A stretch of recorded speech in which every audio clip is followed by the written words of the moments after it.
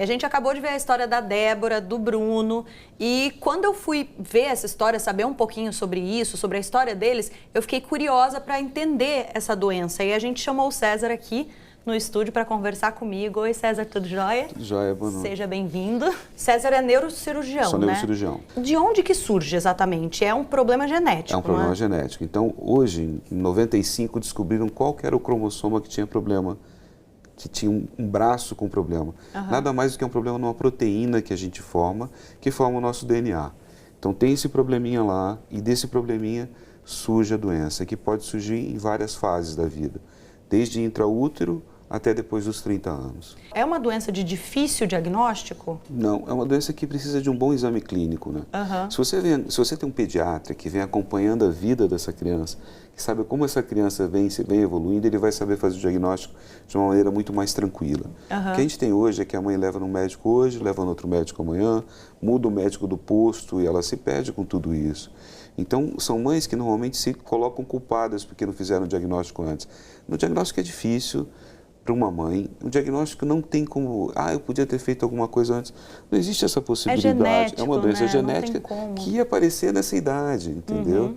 Então, isso, a gente quando conversa com uma mãe tem que aliviar o coraçãozinho dela e falar, você não tem culpa nenhuma, não dá para fazer nada, isso vai acontecer a partir dessa idade. O Bruno, por exemplo, disse que ele tremia muito as mãozinhas. Vamos pensar, por que essa criança cai muito? Por que essa criança treme? A gente, quando faz muita força para pegar alguma coisa, quando você vai perdendo a força, quando você está fazendo musculação, ou está pegando alguma coisa no chão, uma caixa pesada, que você tem que segurar por muito tempo, quando você já não está tendo força, o que acontece? Você começa a tremer. Sim. Então, se essa criança está tremendo, é porque ela está perdendo a força, não é normal. Então, essa criança tem mais dificuldade de sustentação e tem mais dificuldade para pegar as coisas. A gente tem um defeito no fio. Então, a gente não tem um defeito na máquina, a gente tem um defeito no fio. Então, o neurotransmissor, o neurônio ou o nervo que leva o estímulo, que você pensou na cabeça, eu tenho que mexer isso, ou mesmo quando você não pensa, aquilo que vem automático, eu tenho que fazer isso, essa condução do fio, o fio que vai levar isso até o músculo, está com problema. É aquela coisa que a sua cabeça manda e sua mão não faz, por exemplo. Então, por que às vezes você começa com uma dificuldade, com uma tremedeira? Porque a velocidade desse fio diminuiu. Então, ele atrasa o que você pensa para chegar até lá. Aí começa a gerar dificuldade. Então, você não para de uma vez, você não para de uma vez de mexer. Você vai diminuindo gradativamente. Por isso que é uma doença progressiva. E o tratamento? A gente sabe que é uma doença degenerativa, ela não tem cura. O tratamento, ele é um tratamento difícil também, né? E hoje tem algumas opções que dizem que são opções melhores, mas elas são muito caras, né? Tratamento mesmo, a gente cura para esse tipo de paciente, a gente não tem. Sim. Então, disso já é certo que não tem. O que a gente tem são tratamentos que aliviam e que dão uma certa esperança para a gente.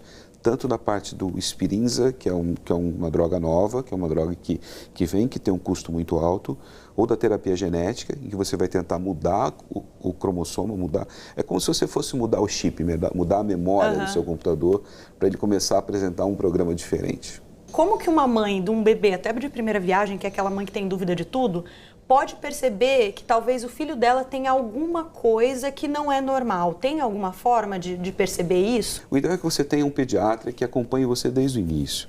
Então ele vai saber da evolução do seu filho e vai te aconselhar a respeito disso. É porque é uma coisa que a gente se preocupa, porque a gente pensa assim, tem uma fase em que o meu filho talvez tenha que estar com as costas durinhas, já tem que estar sentando, se passar de uma época eu tenho que me preocupar, por exemplo? Você vai começar a sentir o tônus do seu filho, você vai sentir ele mais durinho, quando ele está mais durinho. Às vezes ele não senta muito de preguiçoso, mas se você colocar ele sentadinho, você vai ver que ele vai se sustentar. Não seja preguiçosa, criança, preguiçosa, mas a criança é muito preguiçosa em determinadas fases. E quanto mais o pai oferece, mais preguiçosa ela fica, entendeu? Então aquela criança que você oferece muita coisa, ela fala mais tarde. Entendi. A criança que você carrega muito, ela anda mais tarde. E para a criança, tem outras doenças degenerativas? Ou o mais comum mesmo é o mais comum é o AME. Se você pensar que você tem uma a cada 10 mil, a gente fala, caramba, eu nunca tinha me tocado disso, né? Tem outras doenças, não necessariamente para crianças. Quais são as mais comuns, então, por exemplo? Você começa já a pensar nas doenças neurodegenerativas que vão vindo da fase adulta. Então, você tem o Parkinson, você tem o Alzheimer, você tem as demências que podem aparecer. E tem alguns casos que eles falam de depressão, que pode estar relacionada a essas doenças degenerativas. Abrir um quadro com depressão. Mas a depressão pode gerar ou a doença gera depressão? Às vezes a doença gera depressão. Olha só. O quadro da pessoa abre com depressão. Eu tenho a impressão que mais gente está ficando doente. Não sei se é porque a gente tem muita informação ou se realmente tem um número maior de pessoas com essas doenças, até com Alzheimer, com o Parkinson, que a gente vê, a gente encontra mais fácil, né? O nosso estilo de vida pode estar gerando mais pessoas doentes? Eu acho que hoje em dia a gente faz mais diagnóstico. Eu acho que a única doença que necessariamente aumentou nesse tempo todo foi a depressão e foram as doenças por ansiedade. Sim. Eu acho que esse estilo de vida que a gente está vivendo está levando muito mais a doenças que envolvem a parte emocional, a parte psicológica, a parte psiquiátrica, do que propriamente a parte estrutural, a parte física que você tem. E essas partes, e a doença da cabeça, vai influenciar no corpo. Então você é depressivo, eu não como, eu vou ficar em casa, daí você não faz atividade física, vai ter uma pressão mais alta, vai ter um problema. Então, a cabeça está muito doente das pessoas e a gente não tem tomado cuidado com isso. E a cabeça acaba com o corpo inteiro, né? E aí começa a dar problema no resto. Então, a gente tem que ter um pouquinho mais de cuidado com a gente. A gente cuida muito hoje dos outros, quando a gente entra em rede social. Então, a gente está sabendo muito mais da vida dos outros e pouco da vida da gente. PhD em cuidar da vida alheia. Então, isso a gente se perdeu um pouco com relação a isso. Então, quando as pessoas se olham um pouco mais, se percebem um pouco mais, elas vão ver que tem muita coisa que dá para ser mudada, e principalmente a nível de hábito.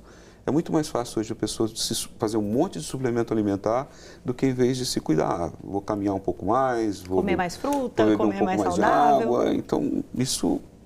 Alguns pacientes que falam para mim, César, mas o que eu preciso para poder me cuidar? Eu falo, juízo, você não precisa de mais nada, cara. Então precisa se cuidar um pouco mais, olhar um pouco mais para você. Então antes a criança era, a criança passa mal, a criança tem cólica, tudo. Hoje em dia você faz o diagnóstico, ela tem intolerância à lactose. Então você faz o diagnóstico. Então muitas doenças mudaram de nome.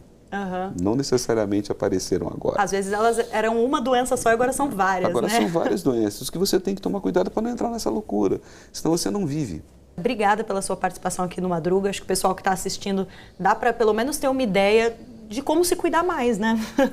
Eu que agradeço o convite de vocês. Eu acho que é importante que a gente passe para as pessoas esse tipo de informação. Tá certo, obrigada. Vamos de música então para continuar o Madruga? Segue aí.